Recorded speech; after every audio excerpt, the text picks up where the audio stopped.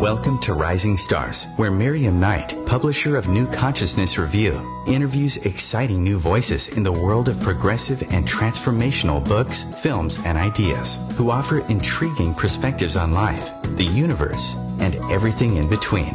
Join us as we celebrate the conscious awakening and explore many expressions of consciousness in action.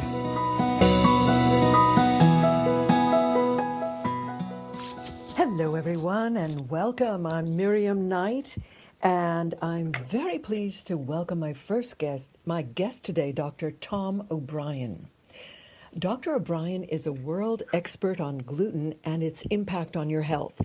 He's an internationally recognized and sought-after speaker and workshop leader, specializing in the complications of non-celiac gluten sensitivity, celiac disease, and the development of autoimmune diseases as they incur inside and outside of the intestines. He holds teaching faculty positions with the Institute for Functional Medicine and the National University of Health Sciences. He is the founder of www.thedoctor.com, that's THEDR.com, and he's the visionary behind Betrayal, a docuseries about autoimmune disease. Today we're going to discuss his critically acclaimed, groundbreaking book called The Autoimmune Fix.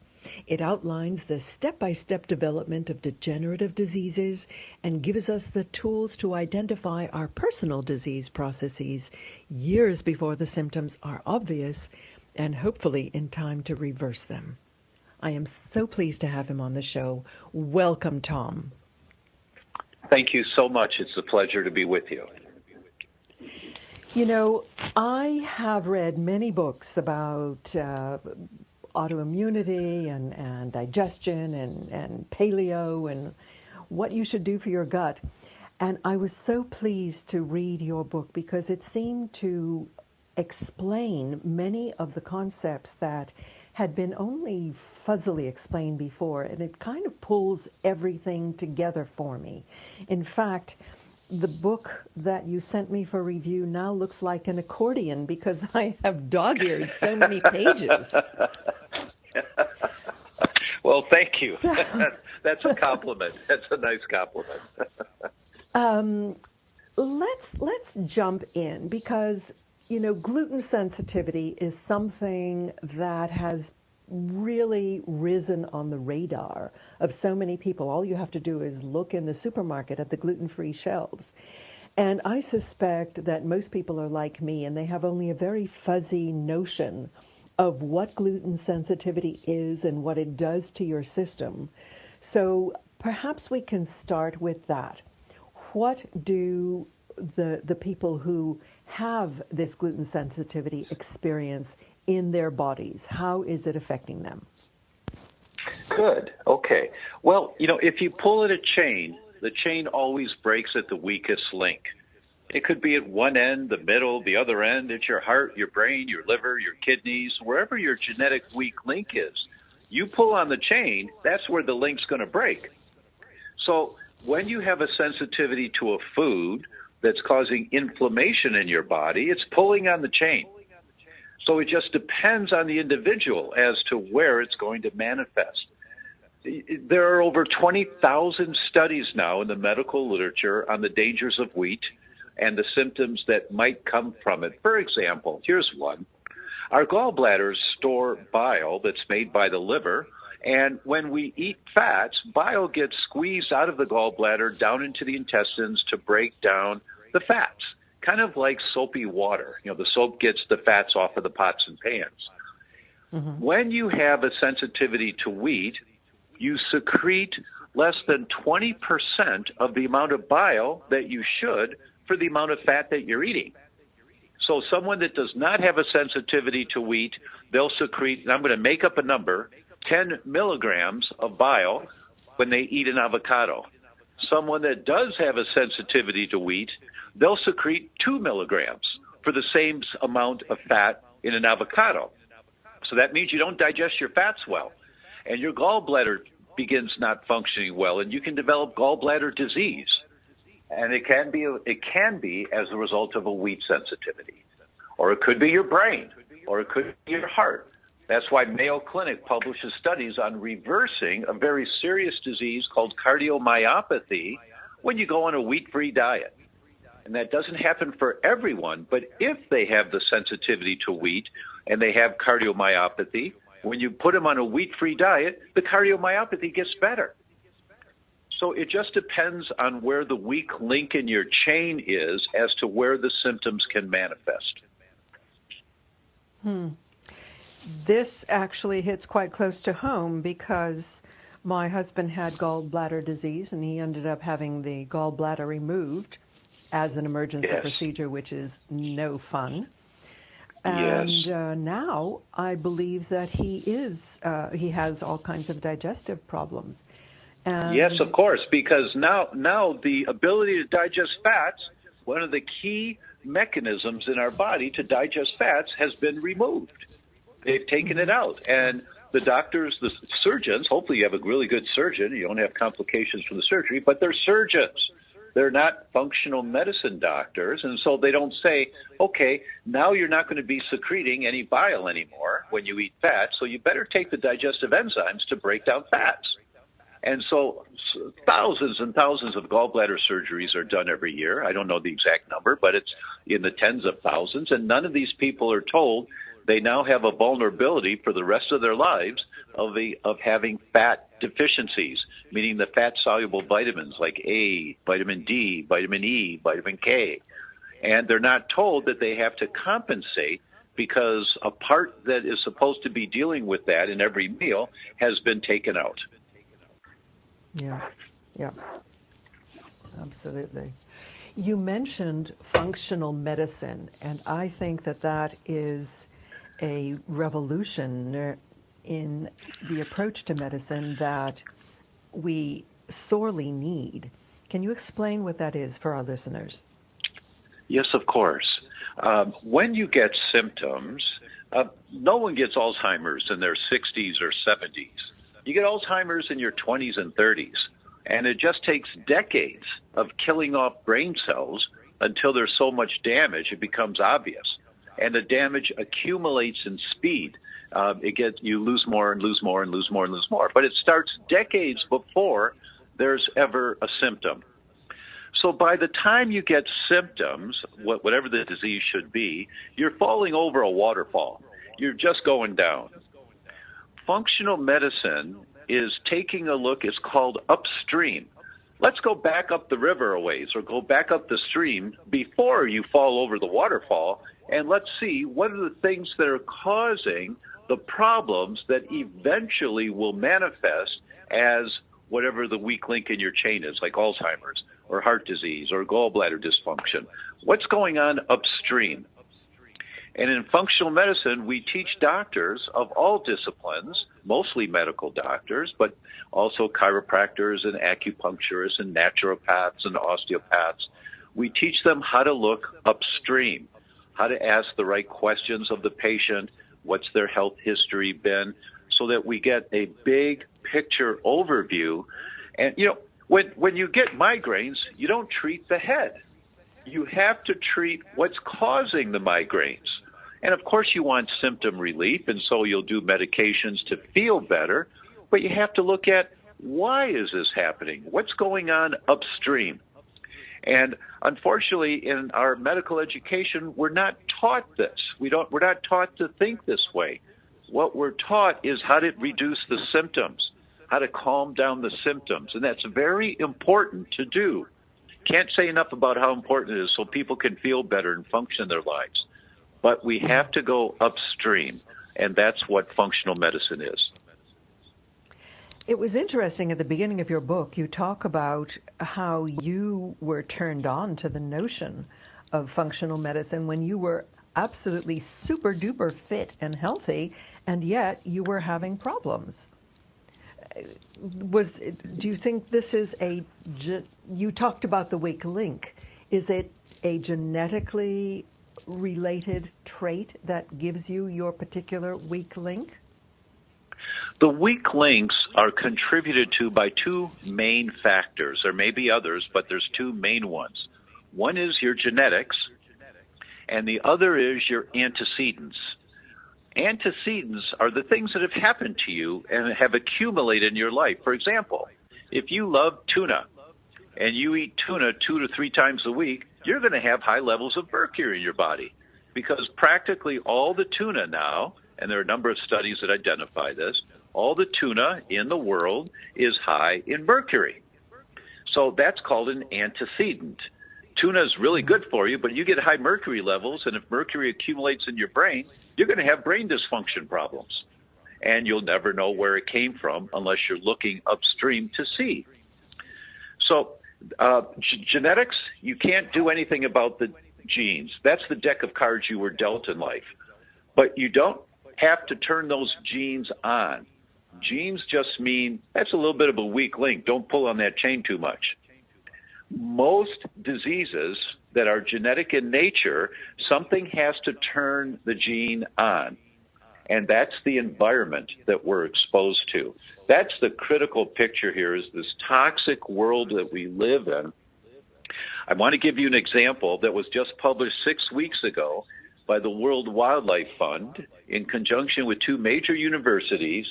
They published a paper that showed there has been, on average, a 57% reduction of all wildlife on the planet since 1970. I read that article in the newspaper, a little summary, and I said, oh, that's too bad. And then I went on to read something else. And when I was in an airplane, and when I got back home and got in the car and was driving home on the freeway, I almost hit the brakes. I was like, wait a minute. 57% of everything that lives on the planet is gone in the last 46 years? 57% of everything? And the answer is yes.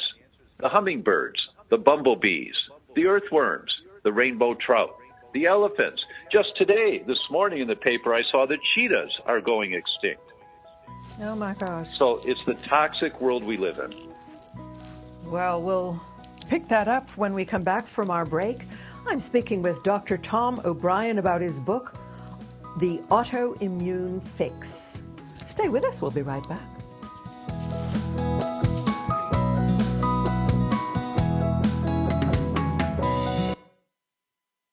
Your conscious lifestyle on steroids. OMTimes Radio. IOM FM. Humanity Healing International is a small nonprofit with a big dream. Since 2007, HHI has been working tirelessly to bring help to communities with little or no hope. Our projects are not broad mandates, nor are they overnight solutions, but they bring the reassurance that no one is alone and that someone cares. To learn more, please visit humanityhealing.org. Humanity Healing is where your heart is. Hi everyone, this is Shay Parker, the host of Best of the Best, which airs live right here on IOM Radio every Tuesday night at 8 p.m. Eastern and 5 p.m. Pacific. I'm super excited to bring you expert guest hosts, spiritual discussions, free psychic readings, and so much more. I can promise that you will not want to miss this one-of-a-kind, fun, yet touching, down-to-earth show. Join us every Tuesday night at 8 p.m. Eastern, 9 p.m. Pacific on OTR-FM. This is Shay Parker, and I can't wait to see you there. I'm Fidel Mshambo. I was born in a city called Bukavu in the Congo. We were a loving family, and then, boom, everything that I had disappeared in a single day. People think that when you are a refugee, and they resettle you to America, and all your problems are done. They don't understand that that's the beginning of everything. I was not born a refugee. I was made one. It's time we welcome refugee families with open arms. Learn more at embracerefugees.org, brought to you by the Ad Council.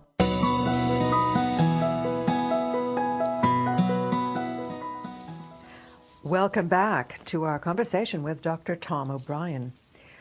Tom, you were mentioning this staggering statistic of a 57% reduction in the wildlife and life diversity on the planet in the last 40 years. Yes. And another statistic... 46 years. 46 years.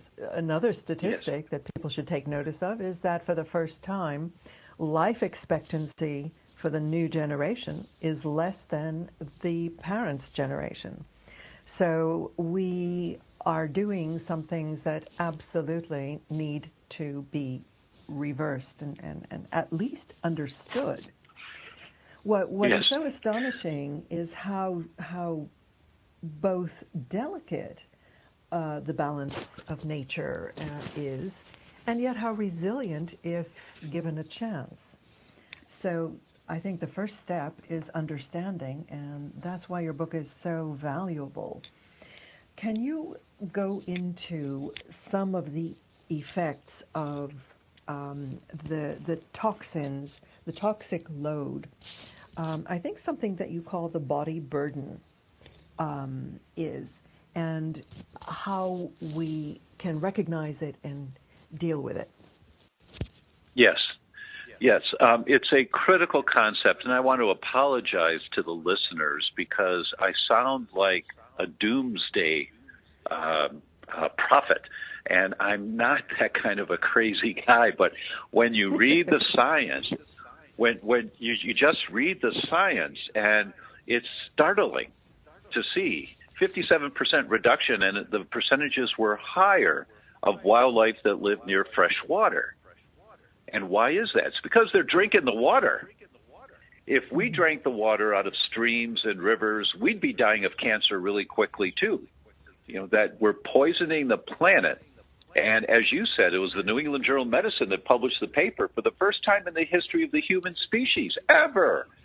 Children are going to get sick at earlier ages than their parents, get diagnosed with diseases at earlier ages than their parents, and die at an earlier age than when their parents die. That's never happened to humans before. That we have to wake up, that the toxicity of this world is so bad now, and this is not an exaggeration. This comes from the Journal of Pediatrics. 250 pounds of toxic chemicals per person per day are being dumped in the United States. 250 pounds per person per day. That's 5 50-pound bags for every person every single day. No breaks on the weekend. Every single day we're being exposed to all this toxic stuff. So our body burden is so high. The Environmental Working Group published a paper that showed 9 out of 10 newborn babies in America have on average 186 toxic chemicals in their blood at birth. These are chemicals that are not supposed to be in their bodies at all. And then we wonder, why are there 1 million children a year now in the U.S. diagnosed with autism? Because the brain is so sensitive, just so very sensitive. And these toxic exposures that are in the bloodstream, 25% of all the blood in the body is in the brain at any one time, and the brain cells are damaged by this. So you asked for an example.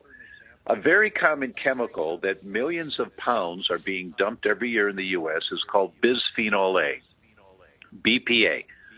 Bisphenol A is the chemical that softens plastic, like water bottles, soft contact lenses, many, many different uses for bisphenol A. Bisphenol A binds on estrogen receptor sites in your body. What that means is that this stuff grabs onto the cells that usually use estrogen, like your brain cells, your reproductive system cells. This is for guys and women, because we men use estrogen also, just a smaller amount, but we use estrogen. Bisphenol A binds on these receptor sites, and your body thinks it's loaded with a whole lot of extra estrogen.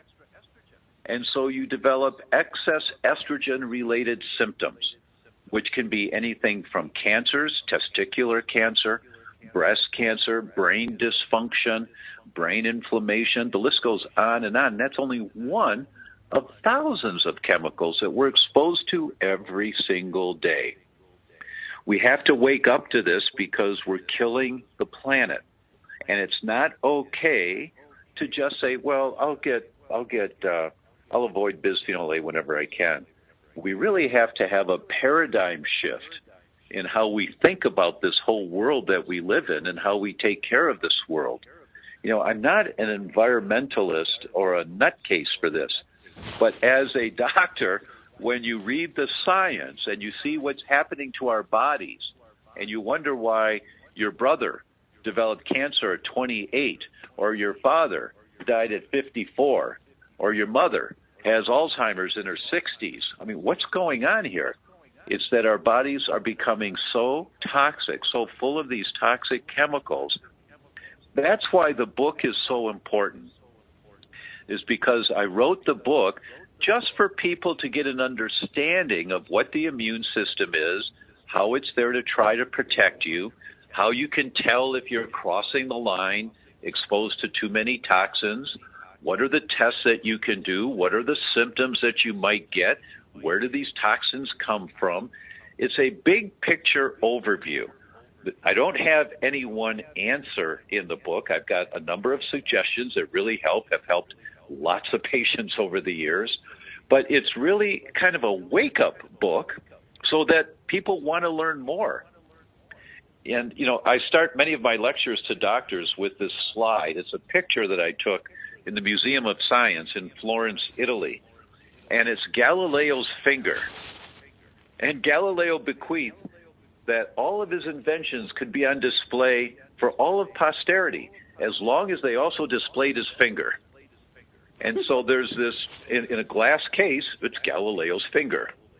And I hold that up, hold up that picture, and I say, one thing, if there's one thing that you remember from this talk today, one thing. And so in my book, I hope that what people walk away with is an awareness of kind of an OMG. Oh my gosh, I need to learn more about this. And you spend 1 hour a week, just 1 hour a week, Tuesdays at 7 p.m. or whenever it is. But every week, 1 hour, reading a little more about this topic. And if you spend 1 hour a week on this topic, I promise you, within 6 months, you now know how to protect your family. You know how to reduce your exposures. You know how to help your body process and detox from these toxins that we've all got. 1 hour a week is all it takes. There's no magic bullet. There's no magic pill. There's no magic diet. There are small things that you can do. And my philosophy is base hits win the ball game. Stop going for home runs. Just do base hits, and you will win the ball game. You will have a healthier life and a healthier family. That was one of the messages that really hit home with me, because in our society, we always want the quick fix. And yes, we're not willing to take the itty-bitty incremental steps that gradually make the big improvement. Let's get back to the question of wheat and gluten, because that really is a core specialty of yours, and it's something that there's a lot of misunderstanding about. What does gluten do in our bodies, and particularly the shift in development of wheat strains and so on? Don't even want to go there. Yes, okay. Don't want to go there. Okay, sure. Couple of basic concepts. There was a company that formed in 1950 or 1960. I don't know when they formed. It was around then. And they came out with a product that was so well received that after a while, the name of the company became an action verb. And in your office, you might take a piece of paper and hand it to someone and say, here, would you please Xerox this? Well, Xerox is the name of a company, but it became known as the copy machine and the action of copy. That's what's happened with the word gluten, is that we think about gluten sensitivity, but it's really not gluten, it's wheat. Gluten is not bad for you. Bad gluten is bad for you, because there's gluten in rice, and there's gluten in corn, there's gluten in quinoa. But it's the family of gluten proteins in wheat, rye, and barley that are the problem. But we associate the word gluten as being a problem. It's just wrong language, but that's what we've got to work with now. Mm-hmm. So it's really wheat that's the problem. And there are many proteins in wheat, not just gluten. There are many, but gluten is a primary one. And what happens for everyone when you eat wheat, it was Dr. Hollon, Hollon, at Harvard, and his team that published the paper on this about 1.5 years ago. And they showed that every human, and that was their language, all humans, every human, when they eat wheat, every time they eat wheat, they develop something called intestinal permeability. The slang term for it is the leaky gut. Now, the fastest growing cells in the body are the inside lining of the intestines. Every 3 to 7 days, you have a whole new lining to your intestines. So if you think of the lining of the intestines like cheesecloth, when you eat wheat, you tear the cheesecloth, but it heals. But you have toast for breakfast, you tear the cheesecloth, it heals. You have a sandwich for lunch, you tear the cheesecloth, it heals. Pasta for dinner, you tear the cheesecloth, it heals. Day after week after month after year, until one day you have waffles for breakfast, you tear the cheesecloth, it doesn't heal. Now you get that intestinal permeability that doesn't go away. And that is the gateway in the development of the autoimmune diseases, from multiple sclerosis to rheumatoid arthritis to Alzheimer's to Parkinson's. It's the intestinal permeability that is the setup for these diseases to begin and to progress. So wheat is a mild toxin. It's a mild toxin. It's not a major toxin. But because of the extreme amount of toxins we're exposed to every day, our threshold, we lose our threshold. And even the mild toxins become an irritant. And at some point, it's called loss of oral tolerance. At some point, when you eat wheat, you tear the cheesecloth, but all of a sudden it doesn't heal anymore. You've crossed the line. You've lost oral tolerance. Now you have a problem, and it doesn't go away. And that's the gateway into the development of Hashimoto's disease or Alzheimer's or Parkinson's, any of the autoimmune diseases. Wow. Okay, we will pick that up when we get back from our break. We're speaking to Dr. Tom O'Brien about the Autoimmune Fix. Be right back.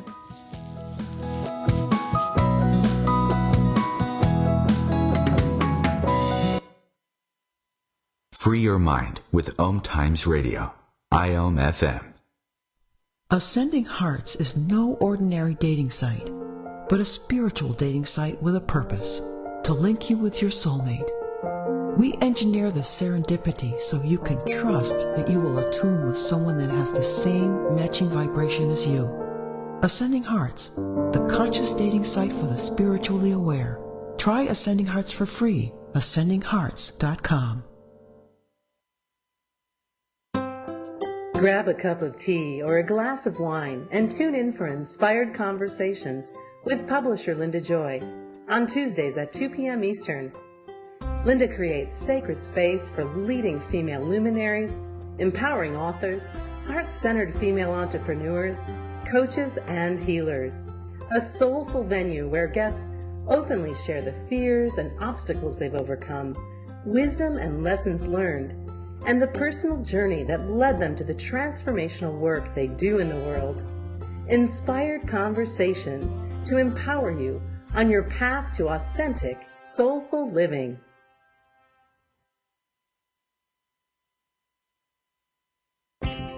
Sparky the Fire Dog here. Make sure your family has a fire escape plan, and they practice it twice a year. One important thing to practice is get low and go. If you see or smell smoke, it's important to get low and go.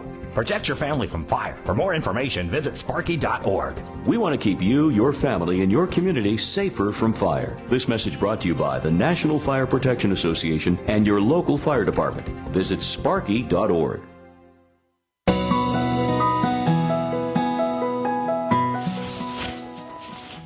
Welcome back to our conversation with Dr. Tom O'Brien. Tom, can you remind us what your website is and what will people find there? Yes, the website is thedr.com, thedoctor.com. And what you'll find there are many handouts that explain different aspects of wheat sensitivity, gluten sensitivity, the development of autoimmune diseases, a number of interviews that are there. protocols on how to begin to heal from some of the diseases that we've developed. You know, to give you a sense of the power of this work, of this functional medicine work, Dr. Dale Bredesen at UCLA, he runs the Buck Institute at UCLA, and he published a paper in the medical journal Aging that demonstrated he reversed Alzheimer's in 9 out of 10 patients at UCLA, card-carrying Alzheimer's patients, completely reversed it within 5 years.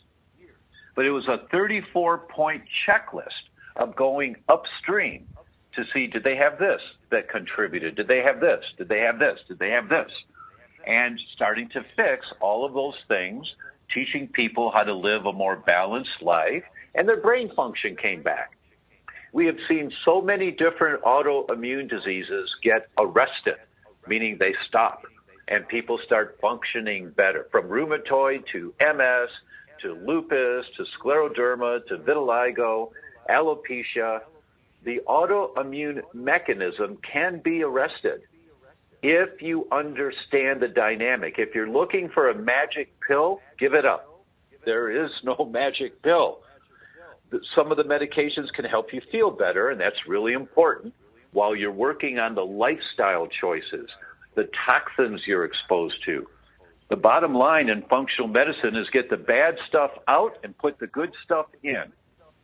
And so in order to do that, everyone needs to have a basic understanding of what that means. And that's what the Autoimmune Fix is all about, is understanding this dynamic in layman's terms, not in geek language, in layman's terms as to what's going on in my body and why is this happening. And then knowing the questions to ask of your doctors, and so that your doctors can explore with you to find out specifically what are the upstream issues that have to be dealt with for you. Let's get back to the gut, because the gut really is the prime mover in our immune system. You talk about the cheesecloth syndrome. What exactly is going through the holes in the leaky gut? Yes, Mrs. Patient, when you eat a food, proteins are like a pearl necklace. Hydrochloric acid that's made in your stomach undoes the clasp of the pearl necklace. Now you're holding a string of pearls. The other enzymes in your body that your body produces act like scissors to cut that pearl necklace into smaller clumps of pearls, and then smaller clumps and smaller clumps and smaller clumps until you're cutting the pearl necklace into each individual pearl. Those are called amino acids. The amino acids can go right through the cheesecloth into the bloodstream. And then your body uses those amino acids to make new bone cells and brain cells and kidney cells and whatever you need. But it's those single amino acids that make the difference. What happens when you get tears in the cheesecloth? Because only the single amino acids can get through the cheesecloth. Everything else is too big. But what happens when you get tears in the cheesecloth is that clumps of the pearl necklace can get through the tears. They're called macromolecules, big molecules. And so you might get an 18 pearl clump or a 32 pearl clump or a 60 pearl clump of the pearl necklace that gets through the tears in the cheesecloth. Those get into the bloodstream. And your body says, whoa, what's this? This is not good for me. You better fight the immune system. You better fight this. And your immune system makes antibodies to protect you from this macromolecule. So if the macromolecule is chicken, you make antibodies to chicken. Now you're allergic to chicken. Or bananas, or rice, or beef, or carrots. And these are the people that do a 90-food panel, a blood test, to see what they're allergic to, and it comes back they're allergic to 25 or 30 different foods, and it's, oh, my God, that's everything I eat.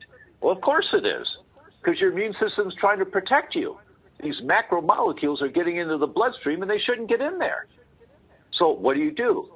Stop eating the foods, heal the gut, stop tearing the cheesecloth, and heal the damage that's there. Wait 6 months, go back and check, and now you're allergic to 2 foods or 3 instead of 20 or 25.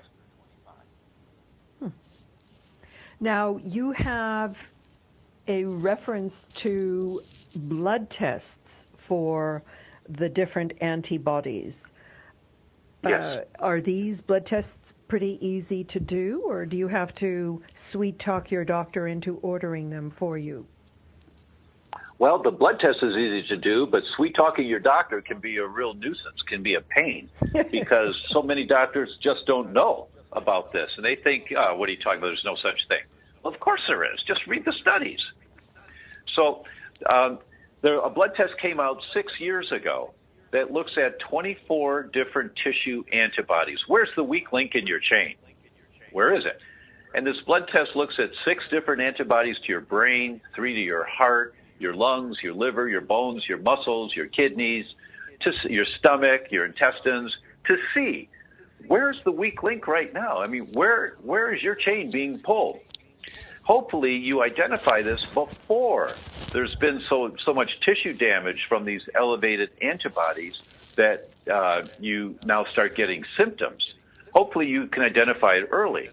I did this blood test, and for me it was in the research stage. It wasn't available yet. And I was 44 at the time. I was in the peak of my career. I was doing triathlons and scoring in the range of the 30 to 35-year-olds, the top 10% of 30 to 35-year-olds. So I was walking tall with my chest puffy, guy's guy, feeling great about my health. And I do this blood test, and I found out I've got 3 elevated antibodies to my brain. So what? I called the lab and I said, this is a mistake. No, it's not. Do it again. We did. We know it's you. It's accurate. And I had myelin basic antibodies elevated. That's what causes MS. Cerebellar antibodies elevated. That's what causes elder people being unable to run up and down the stairs, that they have to hold the railing. And it's in their brain. It's not their muscles. It's their brain, where the cerebellum's been being damaged for 30 or 40 years. And I had ganglioside antibodies elevated. That causes brain shrinkage and eventual dementia. I had all 3 of these elevated. This was 1997, and I said, oh, my gosh, this is a wake-up call.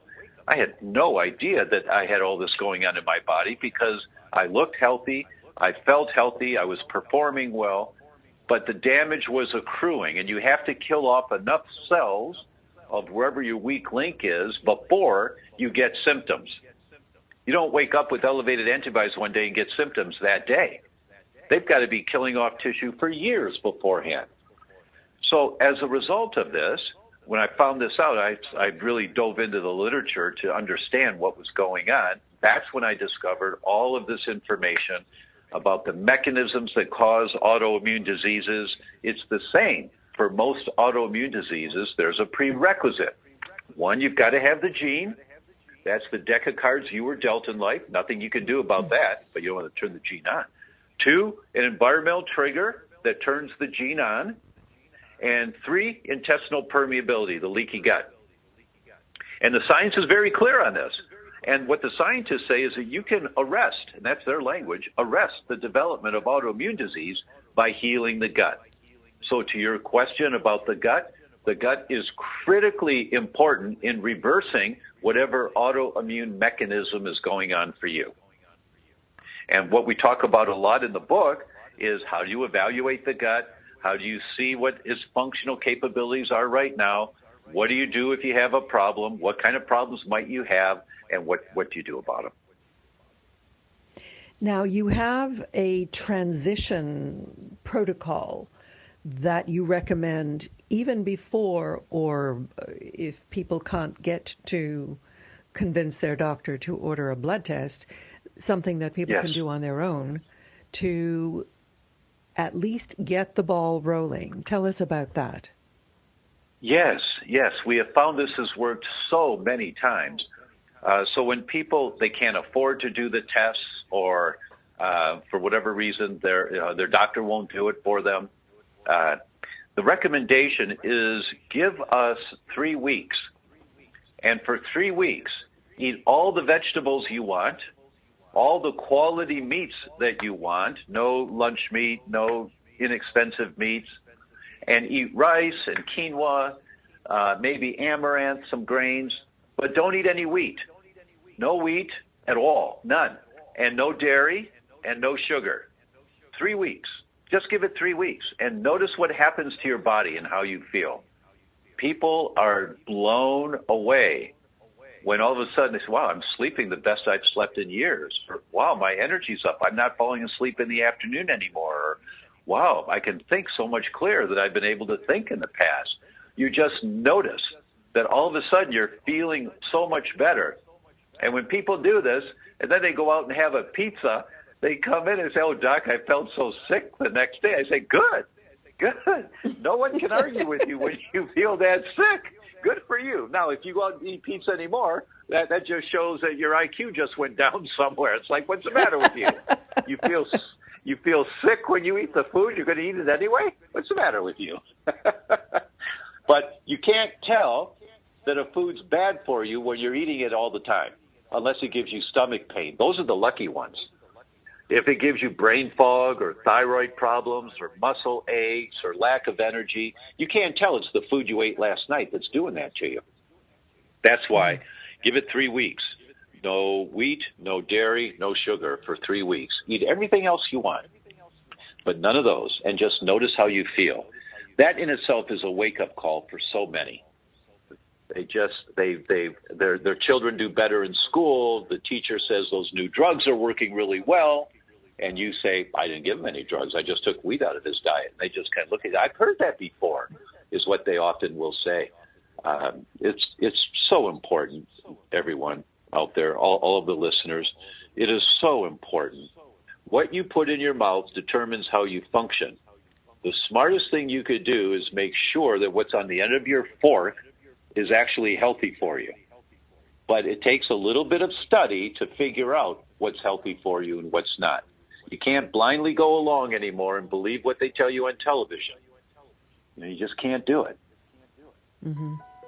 And, of course, this just turns down the flame so that you can get even further to the root cause. Well, we're coming up to our final break, and then we will be back with Dr. Tom O'Brien.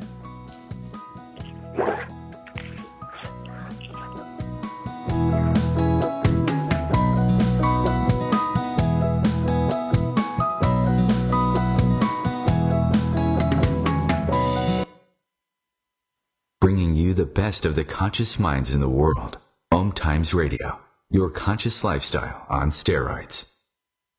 Being a radio host on IOM-FM allows you to build your show on a rich platform with the power of the internet to fulfill your outreach goals and connect with a very specialized and global online audience, unlimited by time and distance. OMTimes Radio will provide you with web relevance, a recognizable conscious brand, and with the standard of excellence that has accompanied every single OMTimes endeavor. Host your show with OMTimes Radio Network.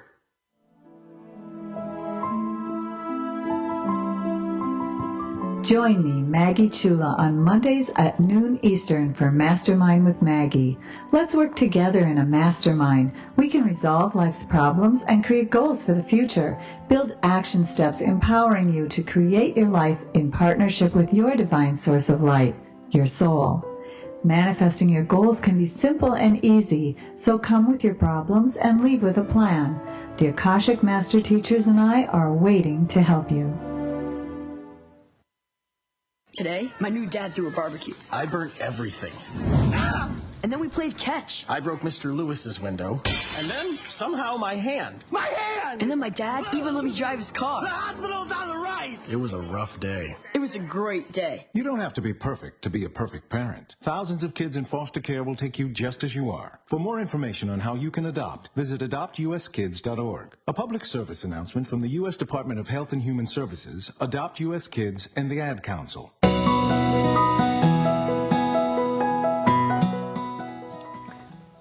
Welcome back to our conversation with Dr. Tom O'Brien about autoimmunity and gluten and his book, The Autoimmune Fix. You know, if feeling better is not enough incentive, I'm going to say the magic word that just might capture people's attention, particularly the distaff side of the listenership. Can you tell us the connection between weight and toxicity? Oh, yes, I thought you were going to say sex. Yes, of course. When we're exposed to toxic chemicals, our body has a defense mechanism that tries to isolate those chemicals and keep them out of the bloodstream and out of circulation. Why? To protect the brain, because 20 to 25% of all the blood's in the brain at any one time, and it's very, very sensitive tissue. So we store these toxic chemicals in our body. Where do we store them? In our fat cells. That's where the majority of them are stored, also in the bone, but mainly in the fat cells.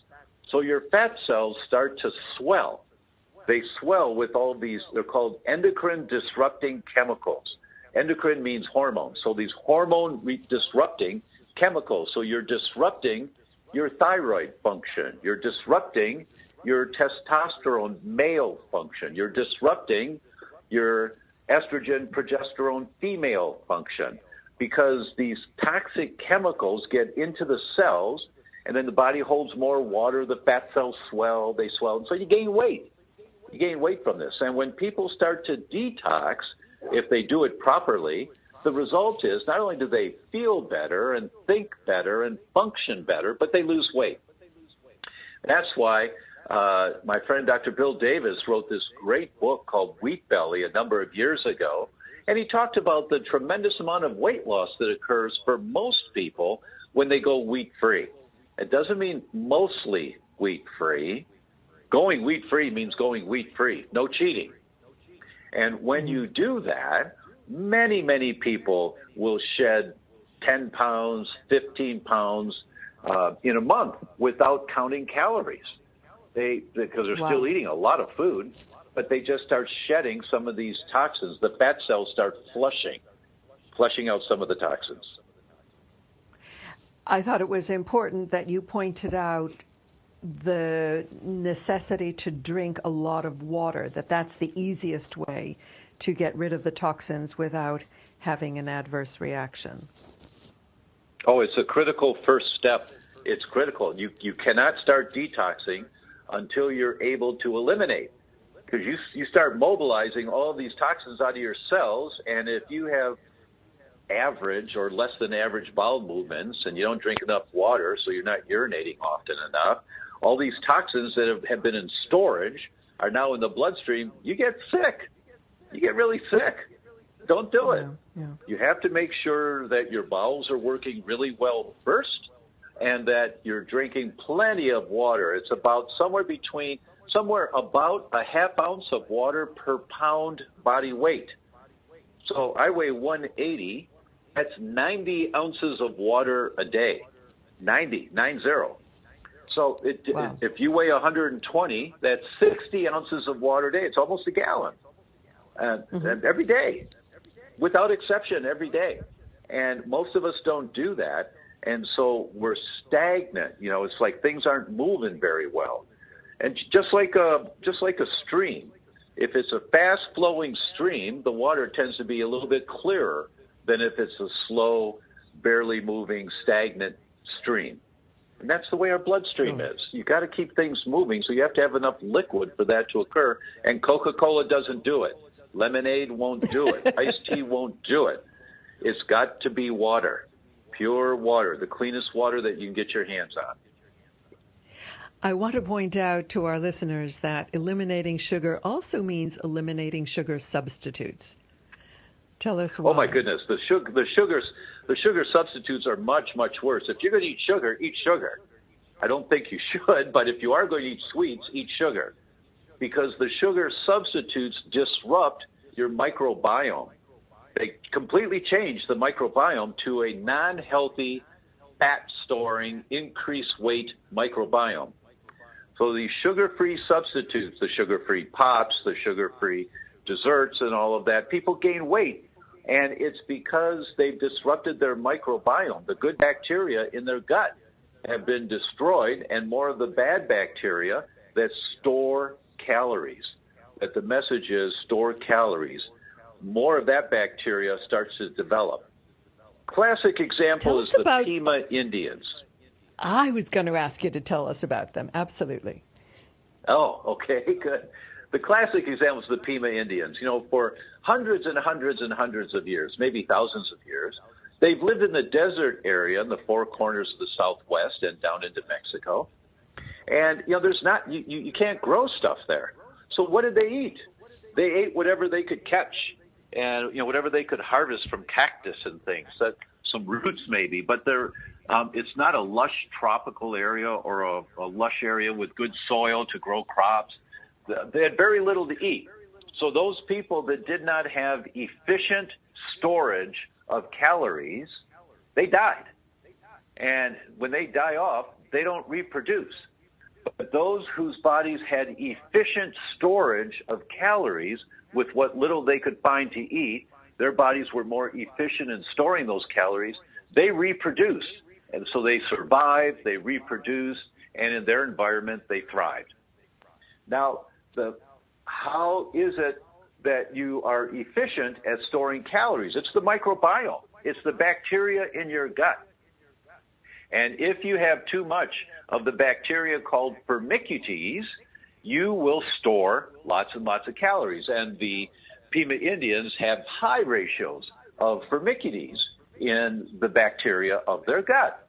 It saved their culture. It saved their lives. They developed it over generations and generations and generations. Now let's fast forward to the 1930s and 1940s. Now the Pima Indians are living on reservations, eating the food that the Bureau of Land Management's giving them, all the canned stuff and the garbage foods. And what's the result? Today, 50% of Pima Indians are morbidly obese and have type 2 diabetes by the age of 35. 50% of them. And it's because their microbiome is a calorie efficiency machine. That's their generation after generation, they became more efficient at using calories and storing calories. Now they're eating high calorie, low nutrient density food. They're eating the garbage that everybody else eats. But their bodies are more efficient at storing the calories. And it's a survival mechanism for them. Now, it's not conscious on their part. That's the bacterial families that they inherited from their mother in birth. And so it passes on generation to generation to generation. That's such a telling story. And you also point out the importance of probiotics and prebiotics. Go a little more into the nature of the microbiome. Yes. What's most important in our gut is the diversity of bacteria, all the different thousands of families of bacteria that are supposed to be there. For every message from the brain going down to the gut, there are 9 messages from the gut going up to the brain. And the messages from the gut going up to the brain are from the microbiome, the bacteria in your gut. They actually control how much brain hormone called neurotransmitters you make, how much serotonin, how much melatonin, how much norepinephrine. That's controlled. The term is modulated. That's controlled by the microbiome. So there are thousands of families of bacteria in our gut, and it's the ratio of those families.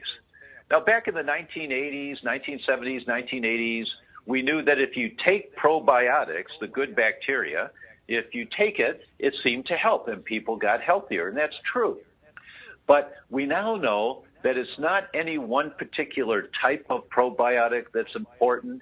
It's the diversity of probiotics that's most important. You want the whole family, because some probiotics in your gut, the good bacteria in your gut, control how your heart functions.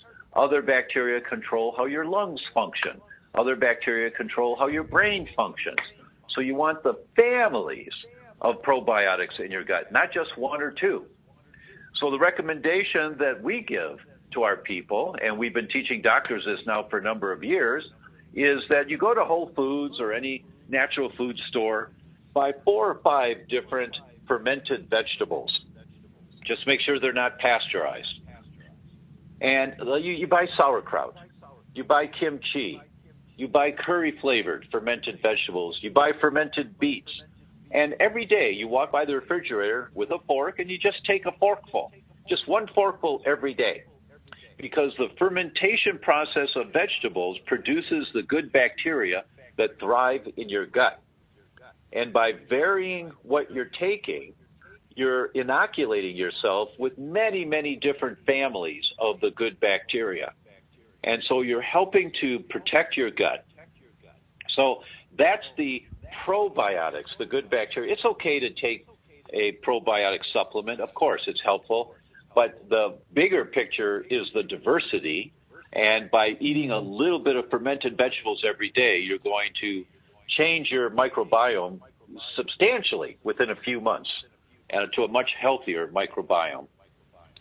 And the other component is the the prebiotics, which is the cellulose from vegetables. Unfortunately, we're coming to the end of our show. And I want to really, really recommend this book to you, The Autoimmune Fix by Dr. Tom O'Brien, because we've only scratched the surface of what you can do to your health, for your health. Happy reading, and I want to thank you, Dr. Tom, for this wonderful work. Thank you so much. Thank you so much. Thank you for being with us today. Thank you. My pleasure, and really my pleasure. Thank you for listening. Have a happy and healthy new year. And don't forget to get this book, The Autoimmune Fix, Dr. Tom O'Brien. His website is thedoctorthedr.com. See you next year. Thanks for listening.